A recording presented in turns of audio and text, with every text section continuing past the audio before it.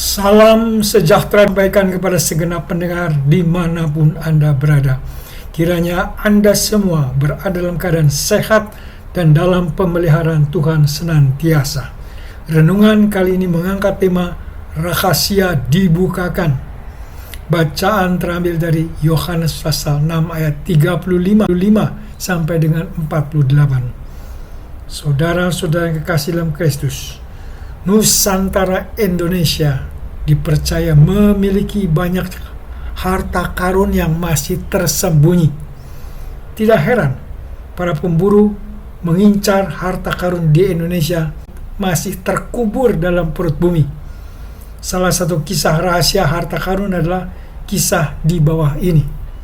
Harta karun VOC di Pulau Onrus, pulau kecil yang terletak di Teluk Jakarta ini, pada awalnya dikenal sebagai tempat masuknya kapal jika akan menepi di Batavia.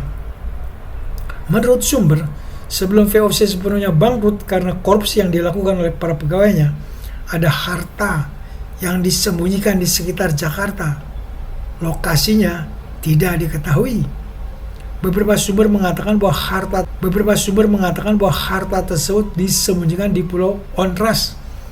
Dan sumber lain mengatakan kalau harta tersebut disimpan di bunker yang tersebar di Batavia.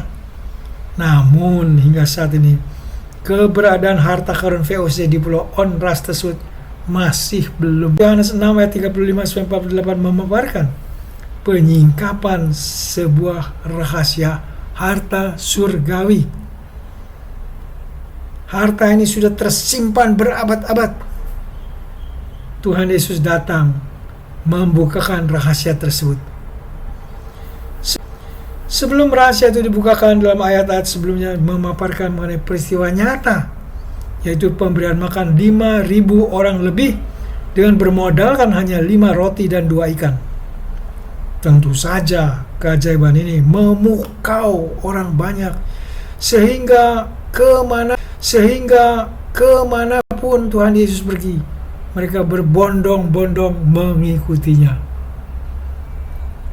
Di kesempatan berikutnya, pada tempat yang berbeda, tapi dengan hadirin yang hampir sama, Tuhan Yesus mulai membukakan rahasia tentang siapa Dia sebenarnya dan dari mana Dia berasal. Tuhan Yesus mulai mengarahkan para pendengarnya dengan menunjuk bahwa roti yang telah mereka makan itu penting, tetapi itu untuk kehidupan yang sementara di dunia ini saja. Tuhan Yesus melanjutkan dan mengajak mereka untuk mencari roti hidup yang dapat memberi hidup kekal, agar mereka tidak menerka-nerka lebih lanjut. Maka Tuhan Yesus menyatakan, "Akulah roti hidup. Barang siapa datang dan barang siapa percaya kepadaku tidak akan haus lagi."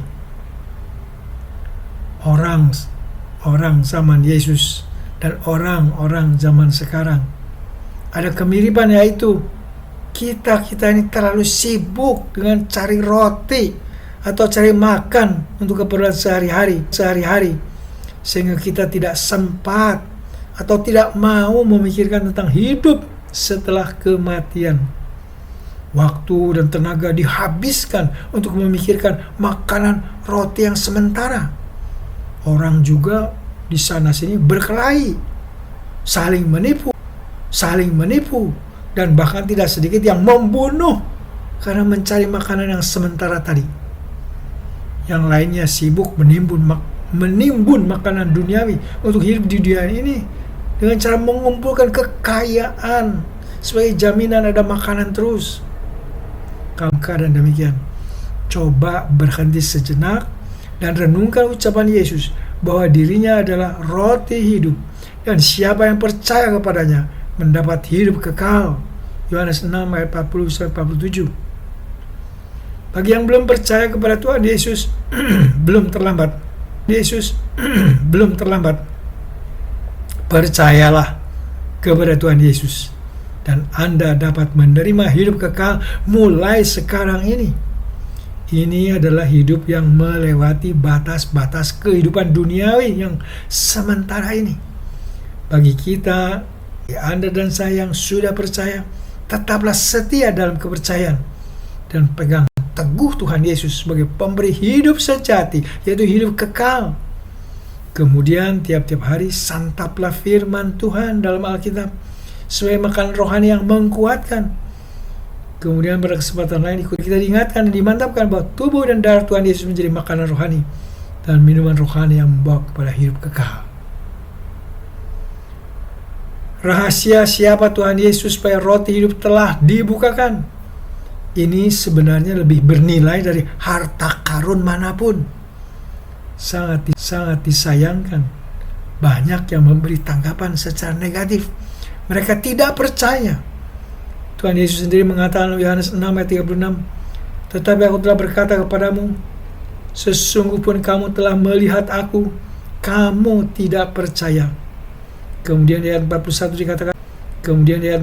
dikatakan, "Maka bersungut-sungutlah orang Yahudi tentang dia, karena ia telah mengatakan, akulah roti hidup yang telah turun dari sorga." Kata mereka di ayat 42, "Bukankah ya ini Yesus, anak Yusuf?"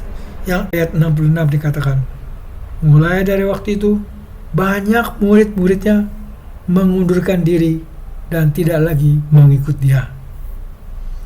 Penolakan seperti itu juga masih terjadi sampai zaman sekarang. Mereka menolak ini, tidak mau mempercayai bahwa Yesus sebagai roti hidup yang turun dari sorga.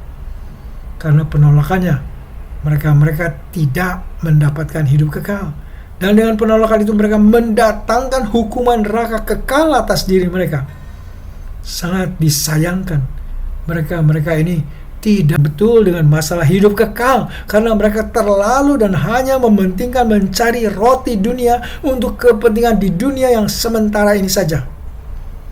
Jadi jika ada di antara Anda yang membagikan kabar mengenai Yesus dan mengalami penolakan, jangan terlalu berkecil hati.